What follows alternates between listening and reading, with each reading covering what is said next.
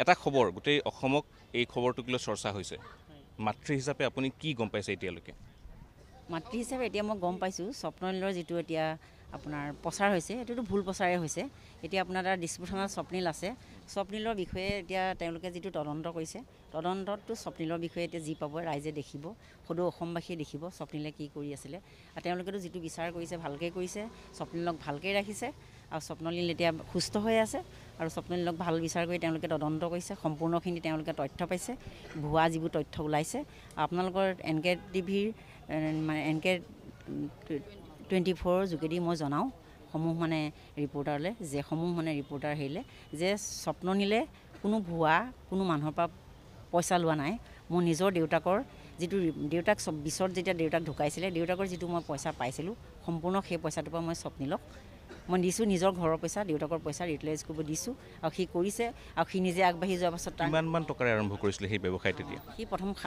প্ৰথম সি 2020 চনত দেউতাক থাকোঁতে লকডাউনত আৰম্ভ কৰিছিলে 18-19 চন সি মাৰ্কেটত সময় দিছে 20 চনৰ লকডাউনৰ পৰা সি আৰম্ভ কৰিছে লকডাউনত মই তাত 5,000 2,000 30,000 এনেকৈ তাক পইচা দিছোঁ আৰু আগষ্টৰ পৰা সি কৰা নাই লকডাউনৰ 20 চনৰ অক্টোবৰত দেউতাক ঢুকাইছে 21 এপ্ৰিলৰ পৰা মই তাক পইচা দিছোঁ আৰু স্বপ্নিল সৰুৰ পৰাই নিট এণ্ড ক্লিন ডিচিপ্লিন আছিলে সেইকাৰণে তাক মই বিশ্বাস কৰোঁ আৰু মোৰ নিজৰ ল'ৰাক মই বিশ্বাস কৰোঁ মোৰ নিজৰ পইচা নিজৰ দেউতাক ঢুকোৱাৰ পাছৰ পৰা স্বপ্নিলে গোটেই ঘৰৰ দায়িত্ব পৰিয়ালৰ দায়িত্ব সমূহ বিয়া যি হয় গাঁৱৰ সমাজত যি য'ত কৰিব লাগে চব স্বপ্নিলে কৰি আছে এতিয়া আপুনি আহিছে থানালৈ স্বপ্নিলক লকআপত ৰখা হৈছে আপুনি কৈছে যে কোনো ধৰণৰ তেনেকুৱা কাম স্বপ্নিলে কৰা নাই যিবিলাক কামৰ কাৰণে তেওঁক আটক কৰিবলগীয়া পৰিৱেশৰ সৃষ্টি হৈছিল কি কয় আৰক্ষীয়ে কি কৈছে এই মুহূৰ্তত আৰক্ষীয়েতো ভালেই কৈছে স্বপ্নিলক যিখিনি তদন্ত কৰিব লাগে কৰিছে আৰু আৰক্ষীয়ে ভালকৈ ৰাখিছে স্বপ্নিলক আৰু তদন্ত কৰিছে তদন্তত যি পাইছে মানে সমূহবাসী অসমবাসীয়ে গম পাব কাইলৈ পঢ়িলে যে মানে দিছপুৰ মানে পুলিচ আৰক্ষী বাহিনীয়ে কি কৰিছে স্বপ্নিলক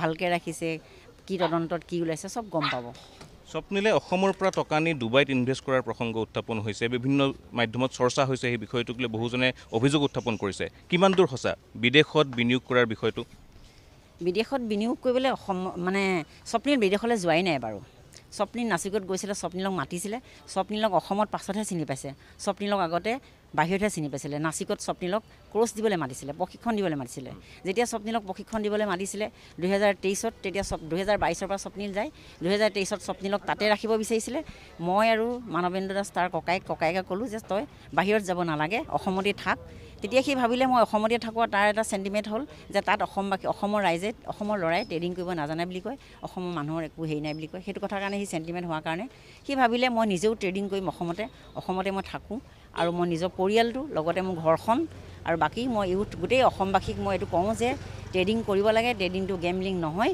আৰু ট্ৰেডিং কৰিলে কি হয় কি নহয় সেইকাৰণে সি মানে কোৰ্চো দিছিলে অনলাইন কোৰ্চ চবেই বিচাৰিছিলে আৰু সেইমতে সি দিছিলে আৰু অনলাইন কোৰ্চত সি ভাল মেছেজেছ চবকে পঠাইছিলে প্ৰথমতেই কি কৰিব লাগে কি নকৰিব লাগে সকলোখিনি সি মানে কৈছিলে তেন্তে তেওঁক যে ইয়াত এতিয়া ৰখা হৈছে কি ভাবে কিবা ষড়যন্ত্ৰ থাকিব পাৰে কিহৰ কাৰণে এই পৰিৱেশটোৰ সৃষ্টি কৰা হ'ল যে তেওঁক গ্ৰেপ্তাৰ কৰিবলগীয়া হওক বা লকআপত আনি ৰাখিবলগীয়া হওক আপুনি কোৱা মতে তেওঁতো ভুল কাম একো কৰা নাই কিবা চক্ৰান্ত থাকিব পাৰে ষড়যন্ত্ৰ থাকিব পাৰে কি ভাবে আপুনি চক্ৰান্ত ষড়যন্ত্ৰ বুলি মই এতিয়াও ক'ব নোৱাৰোঁ কাৰণ মইতো ধৰিব পৰা নাই এতিয়ালৈকে কিহৰ কাৰণে ধৰি আনিছে কিন্তু মই এটাই জানো যে অসমত এতিয়া ট্ৰেডিঙৰ এটা ঢৌ হৈছে সেই ঢৌটোৰ লগতে মানে স্বপ্নিলকো সেই ঢৌটোৰ এজন বুলি ধৰি লৈছে সেইকাৰণে এতিয়া স্বপ্নিলক সম্পূৰ্ণখিনি এনকুৱাৰী চলি আছে আৰু সকলোখিনি এনকুৱাৰীত স্বপ্নিলক ক্ৰাইম ব্ৰাঞ্চ বা ভিজিলেঞ্চলৈকে চাইছে স্বপ্নিলৰ একো এতিয়ালৈকে তদন্ত পোৱা নাই অগাধ সম্পত্তি স্বপ্নিলে গঢ়িছে বুলি এটা প্ৰসংগ উত্থাপন হৈছে দামী দামী গাড়ীত ঘূৰে দামী দামী টি চাৰ্ট পিন্ধে 2.5 লাখ টকীয়া টি চাৰ্টৰ ফটো ওলাইছে সেই কথাবিলাকক লৈ কি ক'ব স্বপ্নিলে সৰুৰ পৰাই স্বপ্নিল চখিন সৰুৰ পৰাই স্বপ্নিলে ভাল চাৰ্ট পিন্ধে ভাল কাপোৰ পিন্ধে এতিয়া সি নিজে ইনকম কৰিছে সেইকাৰণে সি ভাল চাৰ্ট ভাল কাপোৰ পিন্ধিছে সি সম্পূৰ্ণ চৰকাৰক যিটো GST টেক্স দিব লাগে টেক্স দিয়াৰ পাছত সি গাড়ী কিনিছে 2023ত টেক্স মানে 21ৰ পৰা সি ট্ৰেডিং কৰিছে 2023ৰ আগষ্টত সি মাৰ্চিডিজ কিনিছে আৰু 2024ত সি এখন ডুকাটি কিনিছে সেইখন সি তাৰ সপোন আছিলে ড্ৰিম আছিলে যে মই এদিন নহয় এদিন এখন গাড়ী কিনিম ট্ৰেডিং দৰকাৰ হ'লে মই গ্লাছত সজাই থ'ম সেইটো কাৰণে সি ডুকাটিখন কিনিছে আৰু সি কেছ পইচা দি ডুকাটিখন কিনিছে আৰু ডিফেণ্ডাৰখন কিনিছে লোন লৈ কিনিছে কিমানখন গাড়ী আছে স্বপ্ননীলৰ? স্বপ্নীলৰ গাড়ী 2খন, মাৰ্চিডিজ এখন, ডিফেণ্ডাৰ এখন আৰু দুকাটিখন। সেয়া আৰু সম্পত্তি বহু জেগাত গঢ়িছে বুলি বিভিন্ন মাধ্যমত চৰ্চা হৈছে যে বহু জেগাত সম্পত্তি কৰিছে, মাটি কিনিছে, ঘৰ কিনিছে। সেই কথাবিলাক কিমান দূৰ সঁচা? কিমানমান টকা আছে? মানে বহুত টকা থকা বুলি কয় স্বপ্ননীলৰ হাতত, বহু লোকক প্ৰবঞ্চনা কৰিলে, গতিকে বহুত টকাৰ এক সাম্ৰাজ্য গঢ়িছে। কিমানমান টকা আছে বুলি ভাবে? কি আপুনি কি গম পায়? মই গম পোৱাত স্বপ্নীলক মই নিজৰ যিটো কেপিটেল দিছোঁ কাম কৰিবলৈ, নিজৰ কেপিটেলৰ যিটো গ্ৰ'থ হৈছে সেই গ্ৰ'থটোৰ মতে সি কাম কৰি আছে, সেইমতে কৰিছে। স্বপ্নীলৰ কোনো বেলেগৰ পইচা ইনভেষ্ট কৰা নাই আৰু সি ক'তো সম্পত্তি পাহাৰো গঢ়া নাই। আৰু ঘৰ দেউতাকে বনাই থৈ যোৱা ঘৰটো সি এতিয়া মাত্ৰ ডিজাইনিং কৰি অলপ বেলেগ টাইপত বনাইছে। গুৱাহাটীত সি অফিচ বনাইছে, এইটো আপোনাৰ মানে ভাড়াৰে লৈছে অফিচ। আৰু আমি বেলতলাত এটা ভাড়া ঘৰতে আছোঁ। আমাৰ কোনো বেলেগ আমি অগাধ সম্পত্তি আমি এতিয়ালৈকে গঢ়া নাই, কাৰণ স্বপ্নীলে বহুত কষ্ট কৰিছে, কষ্ট কৰি সেইখিনি কাম কৰিছে। আৰু স্বপ্নীল নিজৰ স্কিল আছে কাৰণে স্বপ্নীল আগবাঢ়ি গৈছে বুলি বেলেগে কোনোবাই কিবা কথা ক'লে সেইটো মই মাক হিচাপে মই সেইটো হেৰি নকৰোঁ। আৰু স্বপ্নীলৰ ষ্টুডেণ্ট আছে, ষ্টুডেণ্টক সুধিব পাৰে স্বপ্নীলে কি কৰে কি নকৰে। একাউণ্টতো বহুত টকা থকাৰ কথা কয় বিভিন্নজনে। একাউণ্টত কি আছে কি নাই এতিয়া আমাৰ বিচাৰ কৰিছে, তেখেতলোকে তদাৰক কৰিছে, কি আছে কি নাই সম্পূৰ্ণ গম পাব। যেতিয়া স্বপ্নীল ইয়াৰ পৰা ওলাই যাব তেতিয়া সম্পূৰ্ণ গম পাব। কিমানমান থাকিব পাৰে? স্বপ্নীলৰ একাউণ্টত এতিয়া আমাৰ ট্ৰেডিং একাউণ্ট যিকেইটা আছে, আমাৰ নিজৰ একাউণ্ট, মোৰ আছে, ঘৰ মানৱেন্দ্ৰৰ আছে, গোটেইকেইটা একাউণ্টত গোট খালে আমাৰ 2 কোটি টকাও নাই। সেইটো মই নিজে জানো 2 কোটি টকাও নাই। কিন্তু এনেই মানুহে এইবিলাক কথা কয়, কাৰণ মোৰ নিজৰ পইচাটো এটা কেপিটেল দিহে তাক মই ট্ৰেডিং কৰাইছিলোঁ। আৰু সিটো খৰচ কৰিছে, গাড়ী কিবা ধৰক ডাউন পে'মেণ্ট দিছে, ঘৰ চলাইছে, অফিচ বনাইছে কেপিটেল দি পিনে, গোটেই অফিচটো কেপিটেল দি নিজৰ পইচা দি বনাইছে। তাৰ পাছত ইমান কেপিটেল নাই। সেই তাৰপিছতো কিহৰ কাৰণে আনিবলগীয়া হ'ল থানালৈ? সেই বিষয়টোক লৈ প্ৰশ্ন উত্থাপিত হৈছে।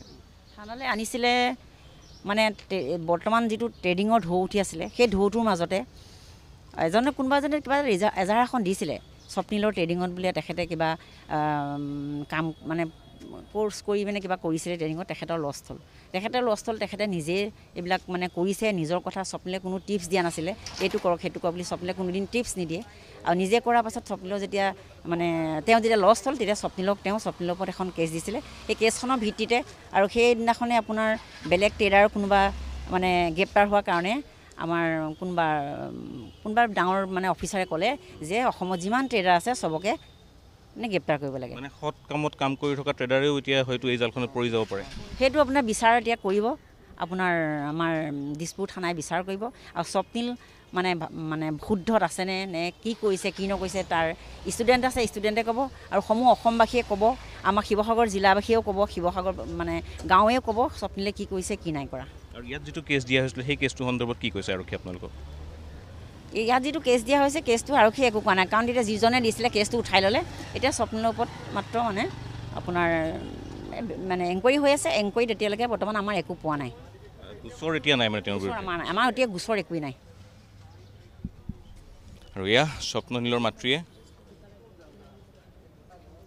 স্পষ্ট কৰিছে ইতিমধ্যেই কিহৰ কাৰণে এই ঘটনা হৈছিল, বা ক'ৰবাত সেই ঢৌৰ কাৰণেই তেওঁলোক ইয়াৰ জালত পৰিবলগীয়া হ'ল নেকি, সেই বিষয়সমূহক লৈ তদন্তৰ তেওঁ আহ্বান জনাইছে। আৰু আৰক্ষীৰ তদন্তত সকলো স্পষ্ট হ'ব বুলি তেওঁ উল্লেখ কৰিছে।